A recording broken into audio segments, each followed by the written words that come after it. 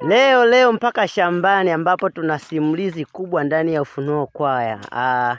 Nakutana na katibu kama alivyojitambulisha. Labda katibu, mnapoendeleza na safari ya uimbaji, kuna watu wanawafuatilia kama mashabiki zenu. Unafikiri wakupateje kama mwana Ufunuo? Mimi namshukuru Mungu kwa kuwa ametufikisha mpaka mahali hapa, na kama unataka kutufuatilia na kama unaendelea kutufuatilia, waendelee kutufuatilia.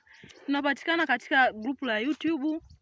Wata hapo, basi watatupata. Wataandika Kwaya Ufunuo Kwaya Kakulwe. Tupo hapo, tunaonekana kabisa live. Kwa asanteni sana kwa kutufuatilia.